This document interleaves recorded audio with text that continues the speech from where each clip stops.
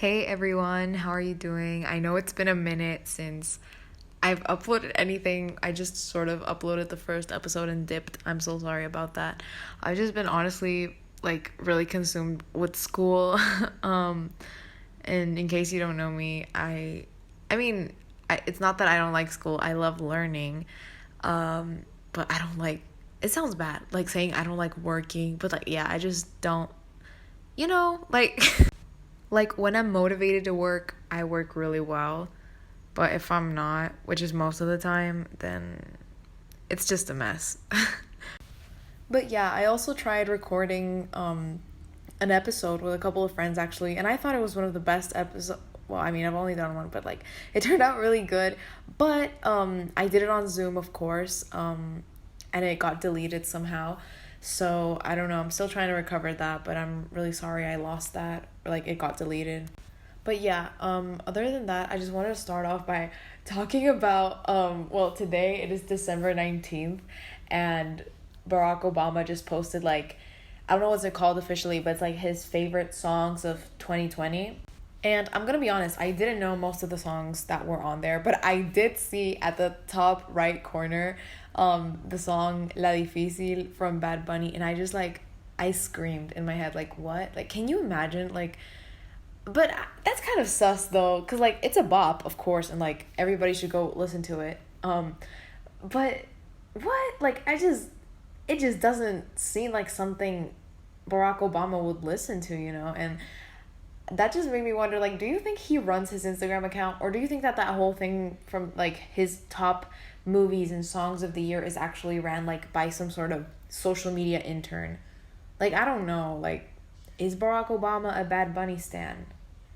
Maybe. We don't know. But yeah, basically what I wanted to talk to you guys about today was this whole concept that I randomly remembered the other day, which is the concept of internalized misogyny. And I remembered because I was doing an assignment for English, and what I love about my English class is that they really make me think, which is kind of cool. At first I have nothing to think about, but then I land on ideas like these. So yeah, the whole concept of internalized misogyny, I'm gonna look up the definition because this is an educational program. No, I'm kidding, but I just want to make sure I don't give any false information.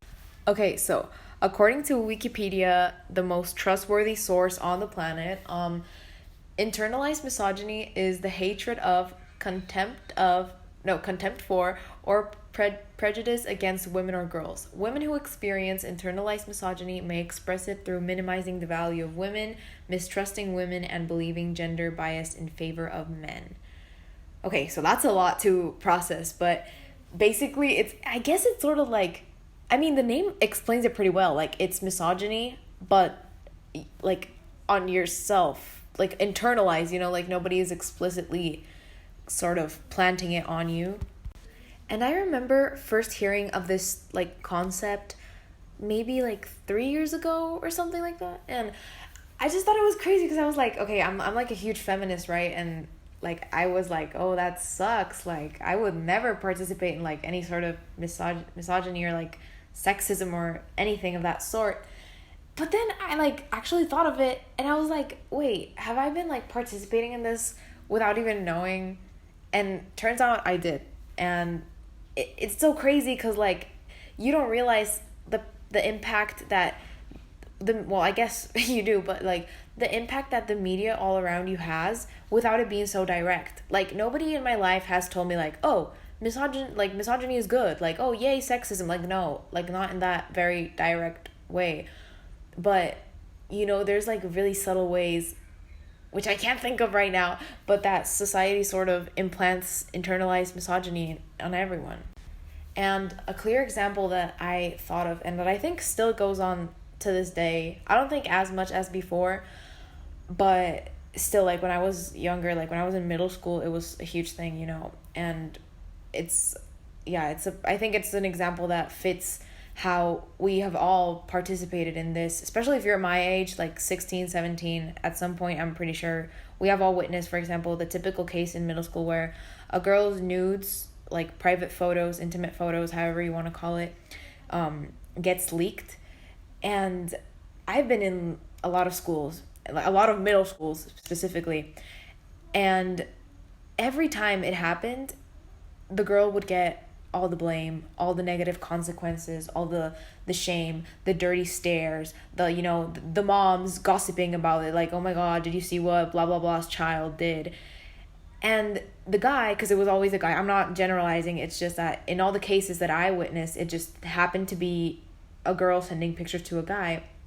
The guy wouldn't get anything at all. No consequence, no, like, maybe the school assumed responsibility for it. Maybe the school would be like, oh, very bad, and like sort of that's it, you know? But for the most part, socially, in like the middle school community, like the students and even the teachers and other parents, of course, especially in Latin America, like the parents are super like involved in school stuff. So it just like you saw these girls getting all the shame just because they trusted someone that did them wrong, you know? Because the private photos were theirs, and they were like 6th graders, 7th graders, 8th graders. And I have seen girls like literally have to leave countries, you know, like go to boarding school or switch schools or have to disappear for a couple of weeks, you know, until it all calms down, just because some asshole leaked their photos. And when I was younger, like when I was in middle school and I witnessed this particular case, I'm not going to say the name of the girl or the guy, of course, but I remember I thought like, oh my god, why did she send pictures in the first place? Like, you know, like, and me and all my classmates, all my friends, everyone, we were like, what the hell? Like, why would she send pictures? That's so stupid of her. And like, wow, that's so, I mean, this is like a strong word, but I mean, this is how, like, you know, that's so slutty of her, blah, blah, blah. This, like, we were talking a lot about the victim. And that's what we didn't know, that we were talking about the victim. At the time, we thought we were talking about the villain, I guess, of this situation. And now looking back, I realize, damn, like, that girl was actually, like, a victim, a clear victim to somebody who manipulated her into sending those pictures. And then that person was supposed to keep those pictures for themselves.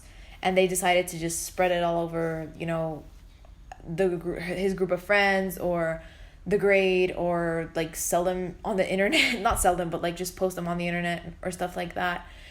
And I just thought it was crazy, you know. Now looking back, I realized like, oh my god, I can't believe I was like slut shaming this girl for doing something that isn't wrong. Like, if you want to send pictures to someone, whether it be your significant other or just somebody you're talking to or literally whatever, if it's consensual, I have nothing against it. Like, taking intimate photos and stuff like that, it is something so personal, and I don't think it's anyone's place to tell what, you know, who can do what and who they can send it to. But I mean, since this was like the situations that I witnessed specifically, and I think the places where it happens the most are like middle schools, you know, because it's all this thing like, oh, you just got a phone, you just got Snapchat, Instagram, stuff like that, like pictures and texting and stuff is a thing. So it's all this excitement of like social media, especially us being like the first generation to actually grow up with any form of social media.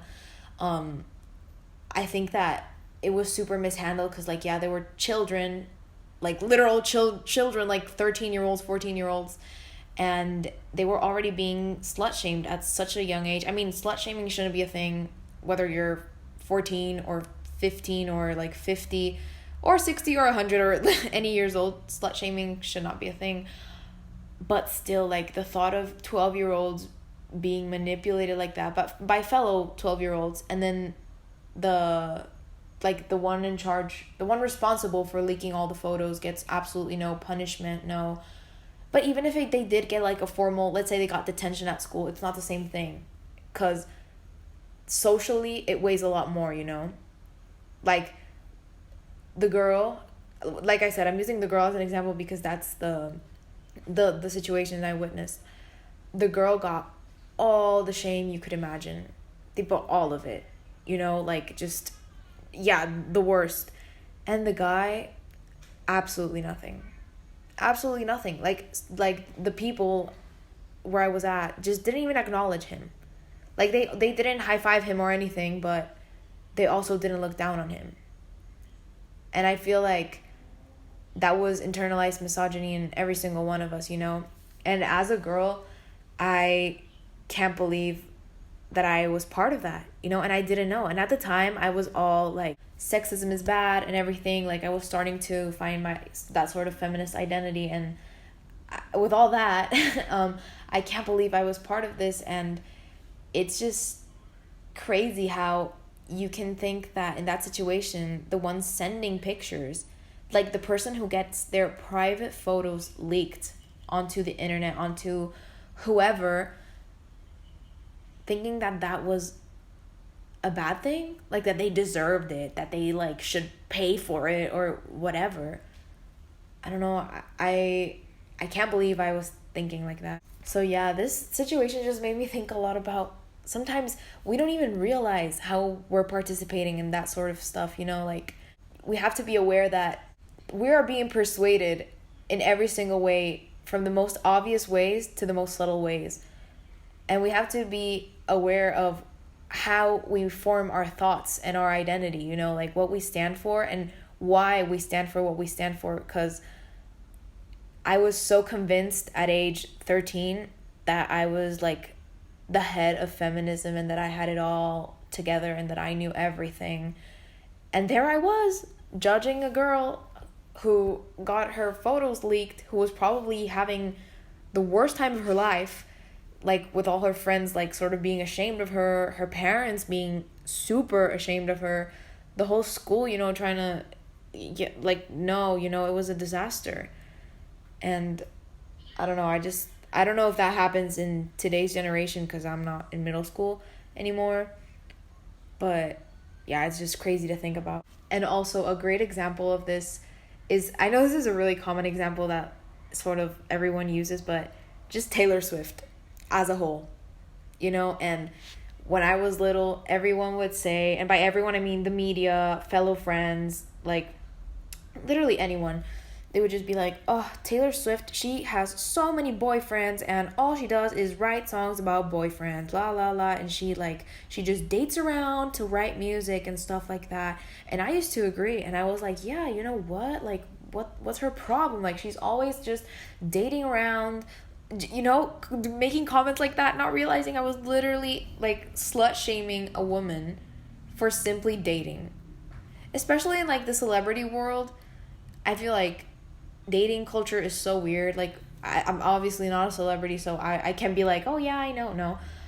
But I can only imagine like how weird it must be to be a celebrity and try to find that sort of normal level of life, which are relationships.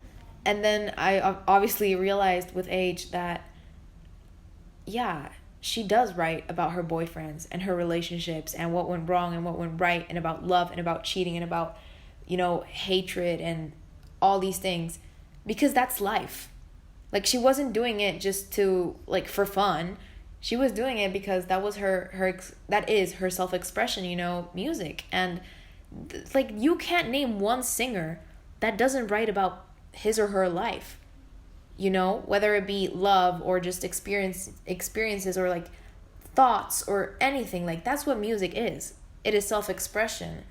And for society as a whole, whether you are a huge media like outlet or just like a random person like me, it was really messed up that we thought it was okay to tell this girl, because she was a girl at the time when she started like writing music and stuff, that we could just tell her what to write about and what, like, to be like, you can't write about boys, you can't write about all the men you date. It was like, why? Like, just why? And that's, once again, that sort of concept of internalized misogyny. And she also talks about that in her documentary, which is on Netflix. It's actually really good. Like, I highly recommend that everyone goes and watches it, because it's amazing. It's called Miss Americana and the Heartbreak Prince, I'm pretty sure, or something like Miss Americana. And she really goes in deep with this, and you get to see like a little bit of like the behind the scenes of while all these comments were going on so aggressively pointed at her.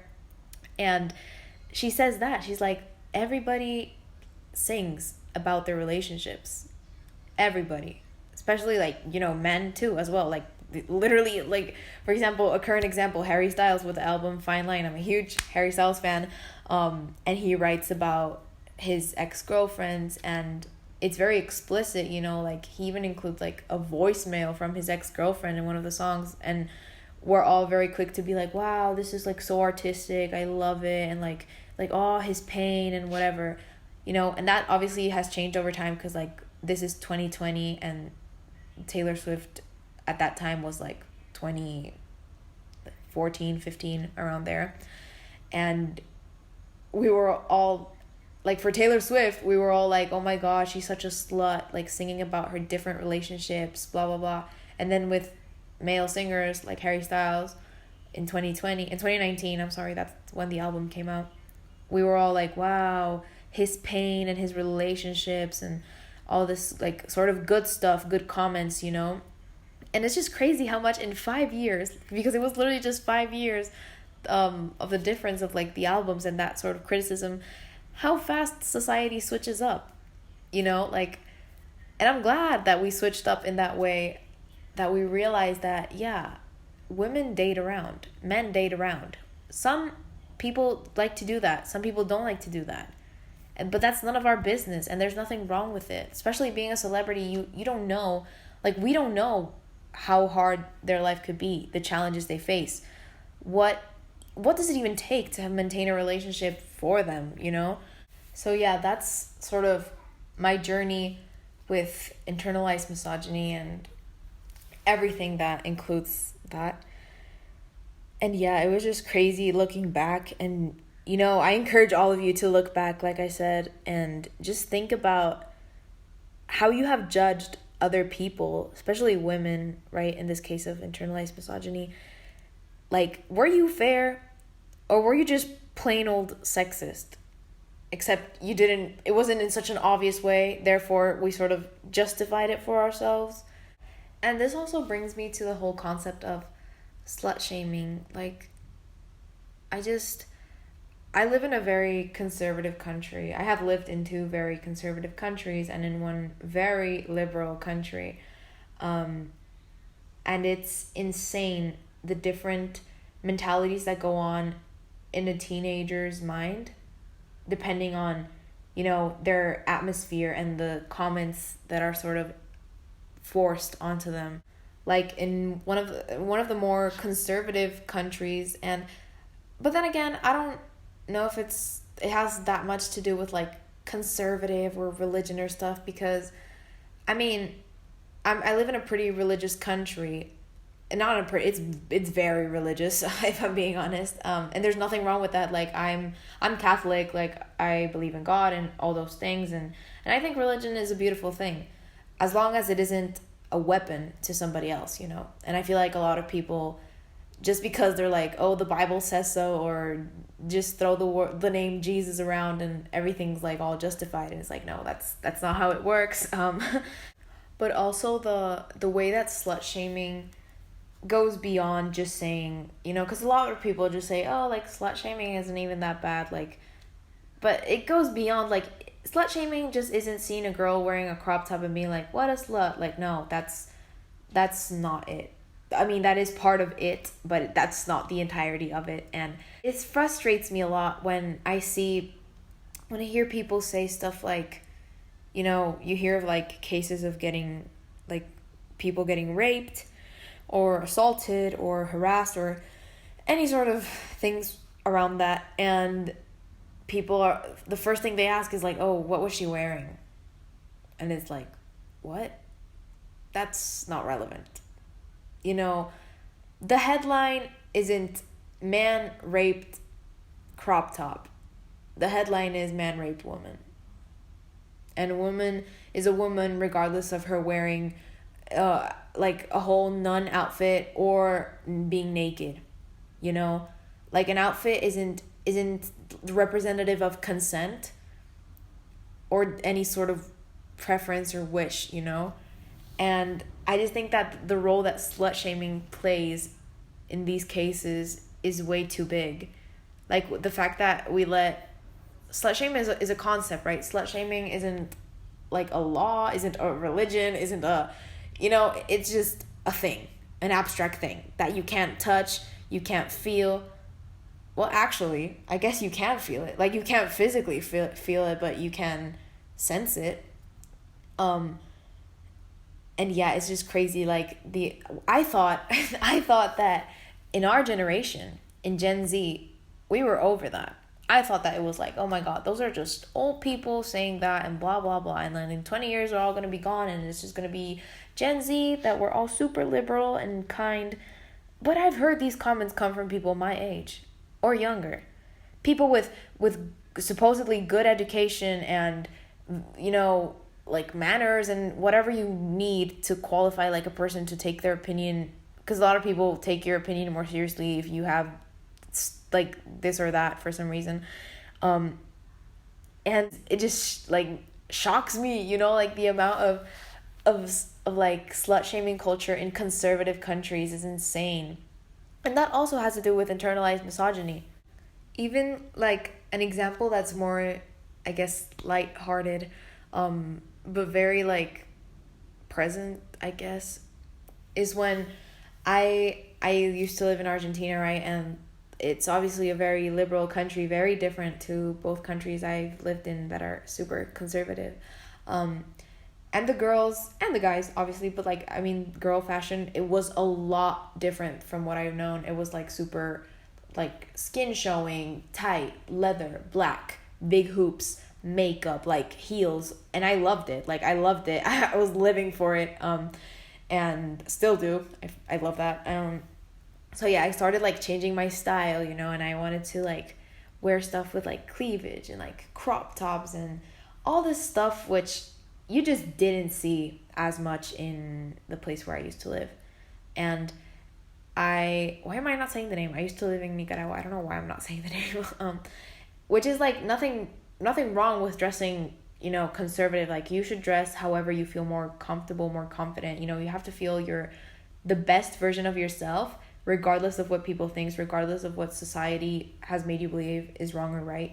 So yeah, anyway, but I started changing my style, right? And at first my parents were a bit like, you know, like, they were really not super on board with it. But then again, I was a little bit younger. So it was like just, I think it was very confusing for like the whole family because we were in a new country, new style. And as all this was going on, I was like growing up, like becoming a young woman or whatever. I hate saying that, but like it was that. And yeah, they obviously didn't like slut shame me, but there would be moments where they low-key like said comments that were not, they were looking out for me. But that's when I realized like, oh damn, like people think like this. And I didn't like that. I didn't like people assuming stuff based on how you dress, especially negative stuff, you know, because like obviously I understand that fashion is a great way of communication, you know, and I think it's really cool that from an outfit you can be like, you can even tell like somebody's favorite artist or somebody's, you know, preferred like decade style, whatever. I think that's cool, but I don't like when you make social assumptions, like not social, but how would you say, I don't know how would you say, but like, you know, assume stuff about their life that is deeper than just like, ooh, what color they like, you know. So yeah, in Argentina I had like a bit of a style change. It was just really like crazy how, more than like my parents and like the people around me being like, oh, you've changed like your style, it was more like in a negative way. Like now I'm older, now I can explain myself a bit more, now I have more control over what I wear and stuff like that. And now obviously my family has like accepted it, and in fact now they're like, oh my god, I saw this, como que my mom would be like, I saw this shirt and I thought you'd like it and I like it. And you know, it's, you know, that's a good thing. At the end of the day, they accept it and they realize like, oh, you know, because everybody learns from that in whichever level, whichever length, but everybody learns from stuff like that. Especially my family is super close, so like when something happens to one of us, it's like this huge thing for all of us, and sometimes that can be a bit annoying, but most of the time it's good because that way you like grow together as a family or whatever. Also, I saw a couple of people from the Instagram. If, by the way, if you don't follow the Instagram of this podcast, you're high-key missing out. Just kidding. I haven't posted much, but like I said, because of school. But I also saw a response to one of the questions things that I did because I wanted to know what you guys wanted to see. And one of you said that you wanted me to like sort of touch upon gender and clothing, which was what the last episode I recorded, which got deleted, it was about that. It was especially about the Harry Styles Vogue cover. And basically, I mean, I feel like it's been commented on, especially like luckily it's been a lot of positive feedback, you know. But, you know, there's people like Candace Owens who just choose violence every day. And I don't want to say those people they just need to shut up, man. Like, imagine thinking that how much of a man you are is based on your clothing. Or the other way around, how much of a woman, you know, because I know it's also the same thing for women. I think it's mostly for men, but women as well, you know, like dresses are girly and like pants are masculine and all this bullshit that just doesn't sit right with me. And I don't know if it sits right with you, but I just think that we've gotten to a point where fashion is so cool. Like, it is no longer a state of like your full personality, you know. But like, yeah, if you're listening to this, just please know that whatever you do, and I know that you've probably heard this before, but whatever you do, there's going to be criticism about it. You know, whether it's good criticism, bad criticism, hate, love, etc. You just need to decide if you're going to take control of your appearance and your personality and just your life as a whole. And trust me, when you're truly expressing yourself, like when you're wearing what you want to wear, when you're talking the way you want to talk, when you're, I don't know, doing stuff that you want to be doing, the game changes, you know? Like, you stop caring about what other people think. At least for me, that's what happened. Like, once I started doing things because I wanted to and people would just like not like it or disagree, I was like, yeah, that's valid. Like, that's your opinion. And that's cool. Like, you have your opinion, good for you. But I'm not going to change who I am because of your opinion or what I wear or who I listen to or anything about me, you know? And I think that especially like that whole Harry Styles cover brought up a bunch of conversation about that. And I think that obviously, as long as you're not harming others or yourself, just do what you want. Like, what's stopping you? When you're like 50 years old, looking back, do you want to be that one girl or that one guy who just like blended in and followed everyone around and just like, you know, like super low key? Or do you want to be like, yeah, I lived it to the fullest, like I just did what I wanted? Because I think that doing what you want is super badass. Like, I think that that's the way to go. Because I spent way too much of my life just going like, well, there's nothing wrong with like following trends and stuff. Like, that's cool. Like, I love, you know, trendy stuff. But if you're just doing it for the fear of being like judged, like, girly, they're judging you either way. Just because you don't hear people judging you doesn't mean that they're judging you. And I know that probably like spiked anxiety, but trust me, you stop caring. Like, I used to care so much about what people thought of me, from especially what you wear, you know, because fashion and appearance is just such a huge thing in general. I used to get so worked up about what people thought and if it was good enough, like if they liked it, and what if one person didn't like it, it would just be over for me. And then it was like, okay, and for what? Like, what? Like, it made me so much happier just to be happy with myself. And I was like, I don't care if nobody likes it except for me. It's at the end of the day, you're the only constant person in your life, you know? You're the only person that's with you your whole life. And it's your brain that you can actually control and hear without filters, you know? Because even if you ask other people for their opinion and stuff, you never know if it's 100% true or not. So yeah, I just honestly just take that step. Like, if you're at this point in your life and you're not being 100%, not 100%, if you're not being 1,000% who you are, like, if you're not, like, I don't know who said this quote, but like, Find who you are and like be it louder, something like that. Wait, let me look it up. Okay, yeah, it was obviously Queen Dolly Parton, and she said, find out who you are and do it on purpose. And I know, like, it's probably so overused and cheesy, and like, but I'm not sorry for it, because I think that this just sums it up, just, find who you are, find what you like, what you don't like, what you think, what you believe in, and just do it on purpose. Like, be like, yeah, own it. But yeah, going back to the whole gender and clothing, I think that it is clothes are a beautiful form of self-expression, and you should be able to do whatever you want regardless. And I mean, if you're a guy and you like to wear nail polish or, dresses or skirt or stuff that would traditionally be considered as feminine or womanly, just do it, honestly. And you know what? Who cares if there's always going to be that one person calling you, oh, that's so gay. Like, okay, and they have nothing better to do with their lives. Come on. You know this by now. Like, just imagine assuming somebody's sexuality based on what they're wearing. Couldn't be me. But anyways, I do, however, believe that there's nothing wrong. Like, I feel like some people go to the extreme where they're like, oh my God, guys, Target has a woman and man section. They should just have no sections. Like, okay, like what? Like chill. Like, they're just trying to help you. They're just trying to, help you shop better. Like, I feel like there's nothing wrong with accepting that a certain article of clothing or accessory or anything like that is considered more feminine. Like, there's nothing wrong with it. Like, if you are a guy and wearing a skirt, I'll be like, oh yeah, like that's a pretty feminine thing. That doesn't mean that I'm saying it's bad. I'm like, oh yeah, that's a guy wearing a skirt. Like, and I think that's beautiful. And the same thing with women, women wearing pants.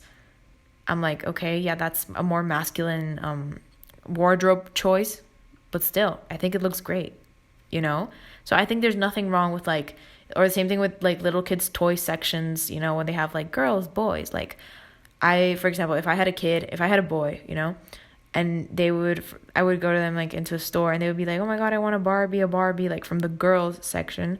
I would have no problem buying it.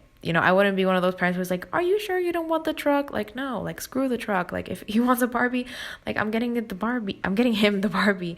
And I think that same example should apply to whoever you're shopping with or whoever you're criticizing the outfit of and stuff. Like, there's nothing wrong with accepting that a clothing article or an accessory is feminine or masculine. Like, that's just a fact, it's just traditionally worn by this gender or that gender, but it's not a crime to mix it up. In fact, it's beautiful. I think it's society moving in the right direction. I think that it's gonna encourage a lot of freedom of self-expression in positive ways. And I think that it's going to be a glow up for our society as a whole. So yeah, that was a lot. That was a lot of topics in a pretty short amount of time. So I'm sorry if I got you all dizzy. But yeah, basically I'm just going to wrap up by saying be yourself and make sure that what you stand up for is fully thought by yourself and not like what I said at the beginning, internalized misogyny, which is sort of planted onto you when you're growing up. Like, make sure that your thoughts and your opinions are 1,000% yours and not, constructed by any sort of media or any other sort of person, whether it be a parent, a friend, a celebrity, anything. There's nothing wrong, obviously, with taking facts from somewhere or opinions from somewhere and considering them. But even if you are considering them, make sure you're aware that you're considering them and that you're, if you say let's say, I don't know, let's say Miley Cyrus said, oh, skirts are ugly. And I'm like, oh yeah, skirts are ugly, but because Miley Cyrus said so, and I like Miley Cyrus or stuff like that. That's a pretty silly example, but you get the message of it. So yeah, just be aware of your thoughts and know that your voice matters a lot more than you might think. And yeah, that's all I have to say for today. So I'll probably be posting another, question thing on my Instagram to see what else you would like for me to talk about. If there's literally anything, just let me know. If you would like to see any guests as well, let me know. And yeah, thank you so much for tuning in, and I hope, oh my god, it's like Christmas, but we didn't even notice. Like, did anybody notice it's Christmas? That's kind of sad. But yeah, Merry Christmas, guys, or Happy Hanukkah, or Happy Kwanzaa, or if I'm missing out on any holiday, please don't cancel me. But yeah, just happy holidays, and yeah, bye guys.